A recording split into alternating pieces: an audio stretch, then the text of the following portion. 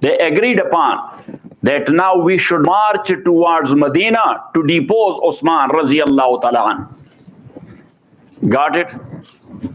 Now, in all these group, they have selected 600 people each. But when they arrived in Medina, so before job, they disputed, but who will be the Khalifa after Osman? Yes, got it? So now the people of Basra said, Zubair ibn al-Awwam Raziyallahu Ta'ala an. The people of Kufa said, Talha ibn Ubaidillah Raziyallahu Ta'ala an. And as Ibn Saba was there in Misr and he came along with the people of Misr, and he was working his shaitanat in the name of Sayyidina Ali Raziyallahu Ta'ala an. So he said, the people of Misr said that Ali should be the Khalifa.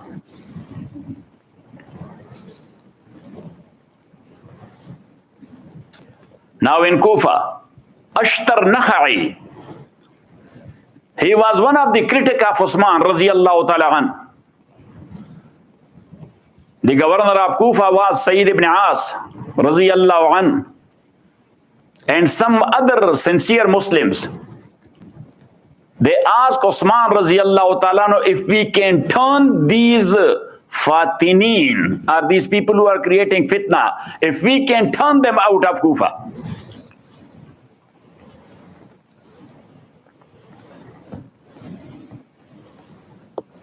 So now, Sayyidina Osman Raziyallahu Ta'ala, he sent Ashtar Nakha'i along with his people to Damascus. Who was the governor there? Who was the governor there? Sayyidina Muawiyah Raziyallahu an. And he told Muawiyah that talk to them and yes, correct them that what is in their mind. In Kufa there was one man, his name is Yazid ibn Qais. He came to Medina along with his people from the followers of Abdullah ibn Saba to force Osman Raziyallahu Ta'ala to step down. But he was captured. So now when he was captured, they were interrogating him. So he changed his statement. He said, actually, I came here to talk to Amirul Mu'mineen, to depose Sayyid ibn As from the governorship of Kufa and to make Abu Musa Ash'ari the governor there. So when he said it, Usman Raziyallahu Ta'ala said to let him go. When he went back, so he wrote a letter to Ashtar Nakha'i that come back to Kufa from Damascus. So he came. And once again the fitna started. Even Ashtar killed a slave of Sayyid ibn As Raziyallahu Ta'ala an. Now Sayyid ibn As, he came from Kufa to Medina and he talked to Amirul Mu'mineen that if the problem could be solved, that I will step down, so I am very much ready. I have nothing to do with governorship. And Osman, as by nature Raziyallahu Ta'ala anhu, he was a soft man, he said, okay, let's see that. And as that Yazid ibn Qais asked me for Abu Musa Raziyallahu Ta'ala anhu, so he appointed Abu Musa Ash'ari as governor. Then he wrote a letter to the people of Kufa, open letter. We call it what? Open letter. That I did what you asked for. Actually, I am showing my patience. And I am working to reform you people. But when it comes to my own honor, then I will retaliate. Now Sayyidina Usman Raziyallahu Ta'ala was trying to his best. He was looking at every single thing. He summoned Sayyidina Muawiyah from Damascus, Abdullah ibn Abi Sarah from Misr, and other governors and Ummal to Medina. So you can call him that governor's meeting with the Amirul Mu'mineen. The agenda was how to control the situation and how to reform these people. So some of them, they said that we should go towards the Romans for jihad. So when we will get involved in jihad, so all the dispute will go away and they will join us for jihad. That will be a main strategy for unity. And some of them were very strict. They say that who are heading the fitnas, they must be given an exemplary punishment. And as I told you, that 4 Sahaba are known for being statesmen. Number 1, say, Umar ibn al-Khattab raziyallahu ta'ala an. Number 2, Amr ibn al-As raziyallahu ta'ala an. Number 3, Muawiyah ibn Abi Sufyan raziyallahu ta'ala an. Number 4,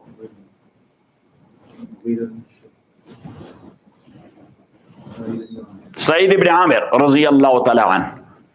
So these 4 are known statesmen. Once again, if you want to write it, Umar ibn al-Khattab raziyallahu ta'ala an, Amr ibn al-As raziyallahu ta'ala an, Muawiyah ibn Abi Sufyan raziyallahu ta'ala anhuma, and Sayyid ibn Amir, the then governor of Misr in the time of Umar, after Amr ibn al-As. Sayyid ibn Amir raziyallahu ta'ala an. So statesmen, they know how to do. So this statesman was their governor, Sayyidina Muawiyah. So he said that actually, that look at me, in lump sum this type of point of view is not working. People and area everywhere that is different from one another. What an approach. Yes or not? What a good approach. That every state has its own nature, the people and the area. He said that, Amirul Mu'mineen, you should make the governor responsible how to tackle. And he said, I am ready, I can control Sham.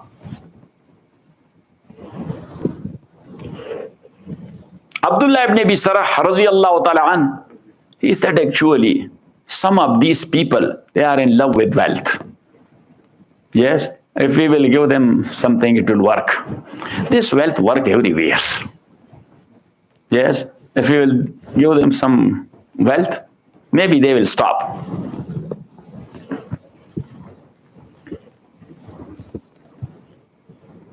Amr ibn al-As raziyallahu ta'ala an, he lost his temper. And he said that actually, Amirul Mu'mineen, sometime you do a work and you don't ask us. That create a problem.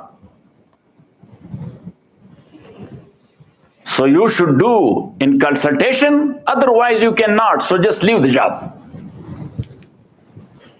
Now Hazrat Usman raziyallahu, when he listened to and he heard to Amr ibn al-As raziyallahu like this, he got amazed. Now all people, they left, all the governors. Amr ibn al-As, he stayed with Amirul Mu'mineen. Then he said to Sayyidina Usman, Amirul Mu'mineen, purposely I was saying that. That's a strategy. Because I told you, statesman. I told you what? Statesman, yes. So he said that purposely I was doing that. Say, he said, what was the hikmah and the wisdom? He said, actually, I want it to be propagated that I'm against you. Yes. Got it? So now, when people will come to know that I'm against you, so they will tell me about their agenda. That what their agenda, then I will counter them. Very well. This is politics. That's why I say Amr ibn al-As is called Dahiyatul Arab. He's what? The tactical person of Arab. And that's why in Zamana Jahiliyyah, in time of Jahiliyyah, the Mushrikeen, they used to send him or Suhail ibn Amr to Roman Empire and to Persian Empire for table talk. And this is their history, both of them. They never got defeated in any talk. They were extempore. They were And they were knowing what type of strategy now I have to make in my talk. Got it? Sayyidina Ali, Raziyallahu ta'ala an, he gave his own advice.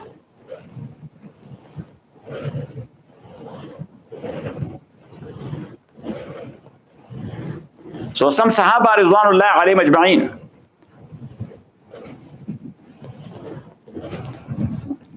along with Zayd ibn Sabit, they came to Ali that if you can go to talk to Amir al-Mu'mineen, because he is giving you a lot of respect and he is listening to you.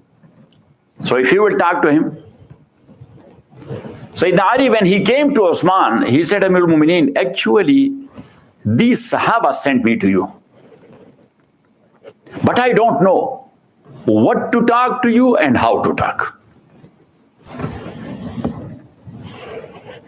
Because you were much more closer than me to Rasulullah sallallahu alaihi wasallam.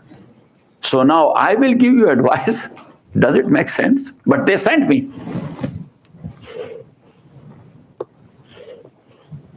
But still, as they sent me, so I will give you a few advices. So he gave it.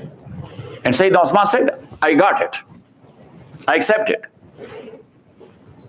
Then he came in front of general public and he gave his sermon based on those advices of Ali Raziyallahu ta'ala an. But when people have their own agenda, they are not listening to anything. So these people, they didn't listen. In year number 35, Sayyidina Usman Raziyallahu ta'ala an, with the advice of Sahaba, he made an announcement that like Umar, every year in Hajj, I will be there in Mecca. As people from all around, they are coming for Hajj. So they are coming for Hajj, but along with that, they should give me the report of governors and ummal and collectors and all the government workers, that how they are doing. And there everybody should say openly what reservation he has. And for 11 years continuously he used to go for Hajj. Only the last year when fitna was there, then he didn't. Otherwise he was there in Hajj. He was sitting there close to Baytullah and he was asking people of Sham. So they were coming forward. Just tell me, what's going on? How is your governor Muawiyah? How is your Qazi? Ubadah ibn Samit? How is your collector? Mr. So-and-so? How is your general? Mr. So-and-so? People of Iraq, come forward. The same questions. If somebody has reservation, he said it. And right away, Sayyidina Usman Raziyallahu ta'ala, if the concerned person was there, he said, come forward. You should answer. Why their reservation? Got it? Now, what were the major objections to Usman Raziyallahu ta'ala an? So we will tackle it one by one and how Usman answered that. But as I told you that they were on agenda, so that's why they were not listening to anything. Wa sallallahu ta'ala ala khairi khalqi Muhammadin wa alihi wa sahbihi ajma'in. So just go and